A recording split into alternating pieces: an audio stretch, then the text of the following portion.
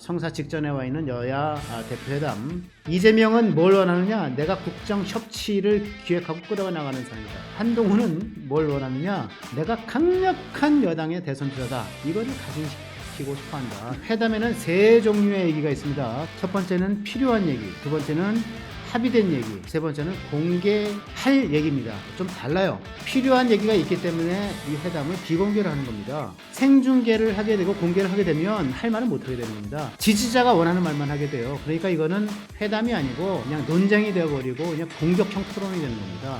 이건 회담이 아니죠. 이 세 가지를 어떻게 적절히 융합하느냐, 이거에 따라서 회담의 성공 여부, 성패 여부를 나눌 수가 있는 거죠. 두 대표는 회담에서 필요한 얘기를 나누고 일부는 합의하고 일부는 공개할 것이다.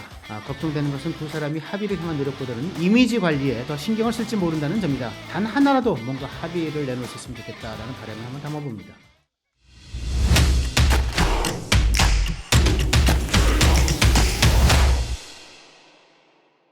2024년 8월 27일 화요일 허민의 뉴스쇼 두 번째 주제입니다. 네, 더위도 이제 한풀 꺾인 듯한 아닌 듯한 김적 느낌이 있는 하루. 예, 두 번째 주제는 한동훈, 이재명 두 여야 대표의 여야 대표 회담 셈법을 놓고 여러분과 함께 나눠보겠습니다. 역시 시작하기 전에 구독, 좋아요 그리고 알림 설정 부탁을 드립니다. 여러분께서 이렇게 열렬하게 응원을 해주시면 저희들 뉴스 제작에 큰 힘이 된다는 점 말씀을 드리고 부탁을 드리겠습니다. 네. 이재명 더불어민주당 대표가 먼저 제안을 하고 또 한동훈 국민의힘 대표가 전격 수용을 해서 성사 직전에 와 있는 여야 대표회담. 제가 볼 때는 뭐 이재명 대표가 갑작스런 와병, 뭐죠? 코로나 와병이죠. 이 시기에 갑자기 코로나 와병이라는 것도 좀 느닷없긴 한데 요새 뭐 좀 다시 늘어나고 있다는 뭐 뉴스는 있습니다만은, 그래서 미뤄졌는데 지난 원래 25일날 일요일날 하기로 했었죠. 근데 미뤄졌고, 그러나 두 대표의 의지가 워낙 강해서 이거는 성사된다. 성사되고, 제가 이제 돗자리 까는 데는 별로 실력이 없습니다만은 그래 돗자리를 깔면 9월 초에는 성사가 될 거다, 이런 생각이 듭니다. 이재명은 뭘 원하느냐? 내가 국정 협치를 기획하고 끌어 나가는 사람이다. 한동훈은 뭘 원하느냐? 내가 강력한 여당의 대선 주자다. 이거를 각인시키고 싶어한다. 이 두 개의 시점이 만나서 여야 대표회담을 성사시킬 것이다. 저는 이렇게 보고요. 그 대신에 거꾸로 된 이미지, 즉 이재명은 지금 현실적인 이미지죠. 독재와 입법 독주의 이미지에서 벗어나려고 하는 것이 절박한 거고요. 그죠? 또 한동훈은 한동훈대로 지금 굉장히 당 장악력이 약화되어 있는 걸 좀 강화시킬 필요가 있고, 그래서 뭐랄까 이제 당과 대통령실 사이에 끼어 있는 지도력을 좀 정상화시키는 것이 필요하다. 네, 이런 것들이 두 여야 대표의 만남을 기정사실화시킬 것이다. 저는 그렇게 제명을 합니다. 원래 이재명 대표 두 개의 회담을 제안했죠. 8.18 민주당 전당대회에서 85.4%로 압승한 뒤에, 그래서 즉각 두 개의 회담을 제안했습니다. 하나가 여야 대표회담, 두 번째가 영수회담인데, 여야 대표회담은 이제 한동훈에 의해서 즉각 받아들여진 거고요. 그다음에 대통령과의 영수회담은 그때 용산에서 뭐라고 했습니까? 국회 정상화가 먼저 아니야? 이렇게 얘기합니다. 하기 싫다는 얘기죠. 그래서 사실상 거부당한 걸로 이렇게 보입니다. 자, 허민의 정치 카페 같이 읽어보시겠습니다. 이재명은 왜 회담을 제안했을까에 관한 얘기입니다. 1급 체제, 1인 지배 체제 비판에 대한 방어 심리가 첫 번째일 거다. 저는 그렇게 보고요. 그러니까 85.4%의 득표율로 절대적 지지를 전당대에서 받았지만, 이것이 제1야당을 끌어가는 동력은 되겠지만 어쨌든 이게 당의 다양성을 소멸했다고 하는 걱정으로부터 자유롭지 못하다. 그래서 내가 뭔가 다양한 협치를 할 수 있는 지도자다, 이제 이건데, 그게 세 번째 지도자상 과시 필요성에 이제 맞물리는 거고요. 거대 야당의 국회 폭주 그리고 입법 독재 비난에서 벗어나려면 여당 대표를 만나는 포용력 있는 지도자, 그 외에 국정의 협치를 중시하는 리더의 이미지를 만들어냈어야 했다, 이런 거고요. 두 번째가 이제 사법 리스크 방탄이라고 생각을 합니다. 어쨌든 사법 리스크 때문에 당원도 개정했고 비명 행사 공천했고요. 당 대표도 연임을 했죠. 2년 전 보궐선거로 초선 배지 달고 당 대표 초선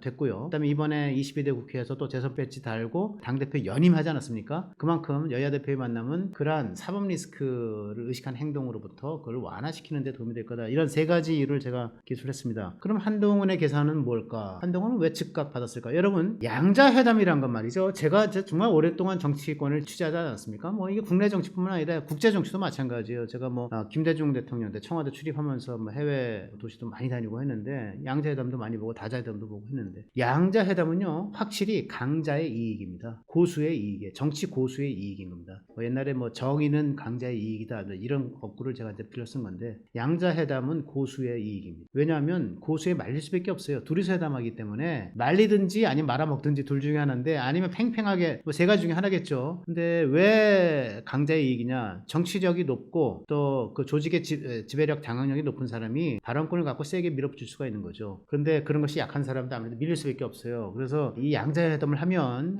정치 경험이 없거나 당내 장악력이 약한 사람은, 발언권이 약한 사람은 뭐랄까 조금 힘든 게임이 될 수밖에 없다. 다자회담은 n분의 1로 책임을 지면 양자회담은 말씀드렸듯이 2분의 1의 책임을 지던가 아니면 전적인 책임을 지던가 뭐 이런 건데요. 그럼에도 불구하고 한동훈은 즉각 받았습니다. 세 가지 이유가 있다고 봅니다. 첫 번째, 차기 대권주자의 강한 위성을 확인하는 겁니다. 위상을. 말씀드렸듯이 한 대표는 끼인 지도력이에요. 뭐로부터 끼어 있습니까? 구주류 친윤과 신주류 친한의 사이에서 끼어 있죠. 두 번째, 원내와 당 사이에 끼어 있습니다. 여기 원내 당 대표잖아요. 원내와 당 사이에 끼어 있어요. 그리고 원내 대표라고 하는 또 원내 그 플루 리더라고 표현되는 원내 사령탑과 또 대통령 지도력 사이에 끼어 있는 끼인 지도력이에요. 리더십 발휘가 쉽지 않아요. 이런 상황에서 리더십을 보여줄 기회인 거죠. 두 번째, 그 연장에서 그 결과로 보이는데 당내 장악력을 강화할 수 있다. 이런 판단이 전 개입했다고 봅니다. 제가 지난주에 이제 친윤에서 친한으로 환승연애가 주춤거린다는 표현을 썼죠. 이 환승연애, 즉 계보 환승이 주춤거리는 상황. 그리고 어쨌든 한 달 동안, 지금 당 대표가 된 지 한 달이 조금 넘어가는데 사이에 8.18 민주당 전당대회가 있어서 조금 효과가 반감되는 측면도 있어요. 그러나 소위 그 전당대회 효과, 컨벤션 이펙트라고 하는 것이 줄어들고 당 대표, 한동훈 대표의 운영 행위에 대한 긍정적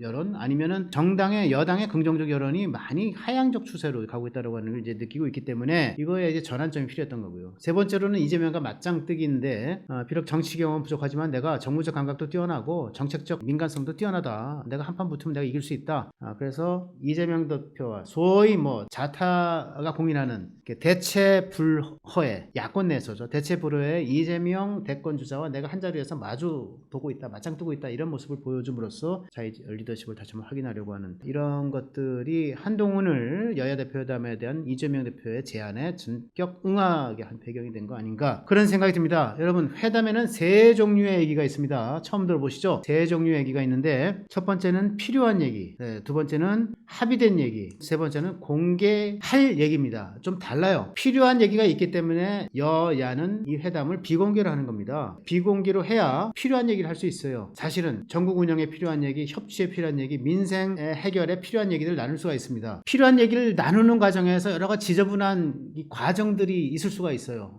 또는 지지자들이 보기에 저거는 야, 우리 지지자들이 보기에는 이거 맞지 않는데 라는 얘기를 나눌 수도 있어요. 왜? 상대방의 또 그런 분위기에 또 맞춰줄 필요도 있으니까. 그러니까 여러분, 그 뭐 소세지 공장, 무슨 어묵 공장 같은 거 다는 아닌데, 싸구려 소세지 공장, 그 다음에 뭐 저 브랜드도 별로 없는 저가 어묵 공장, 이런 그 제조 공장의 공정 과정을 여러분 들여다보다 생각을 하세요.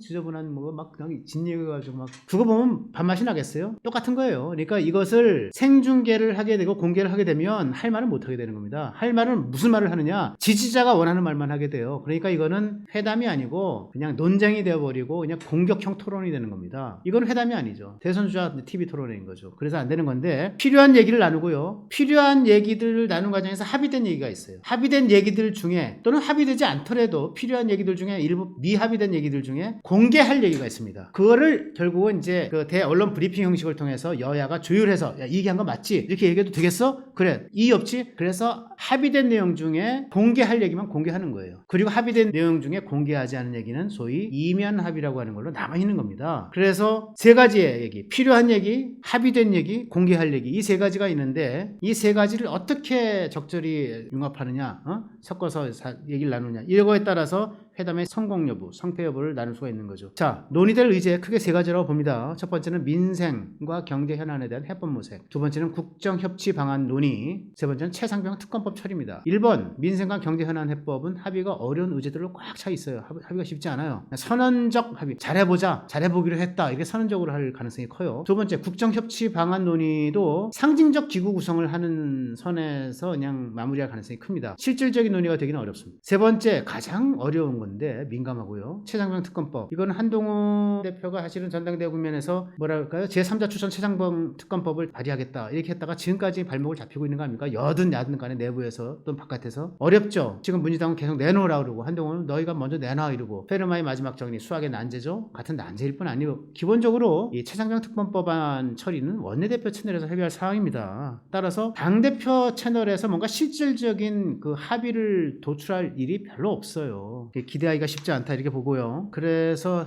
결론적으로 이제 제가 말씀을 마치겠습니다. 두 대표는 회담에서 필요한 얘기를 나누고 일부는 합의하고 일부는 공개할 것이다. 걱정되는 것은 두 사람이 합의를 향한 노력보다는 이미지 관리에 더 신경을 쓸지 모른다는 점이다. 왜? 합의될 것이 어차피 쉽지 않고 또 많지 않다면은 내 이미지 관리만 잘하자 이렇게 볼 수 있는 거거든요. 여러분 톤 앤 매너라는 얘기를 요새 많이 합니다. 톤이라고 하는 건 어투 이런 거고요. 매너는 이제 태도죠. 잘 아시죠? 대화의 톤을 유지하느냐 타협의 매너를 선보이느냐 이래야 이제 뭐가 합의가 되는 건데 저는 이러기 쉽지 않다. 합의될 것도 많지 않고 따라서 두 사람 모두 공격적을 본성을 드러내면서 전투적인 톤 앤 매너를 구사한다면 민생이 자리할 공간이 얼마나 될지 참 걱정스럽다 이런 생각을 하게 되죠. 어쨌든 9월 초에 이루어질 것 같은 여야 대표회담에서 두 사람 간에 단 하나라도 뭔가 합의를 내놓을 수 있으면 좋겠다라는 바람을 한번 담아봅니다.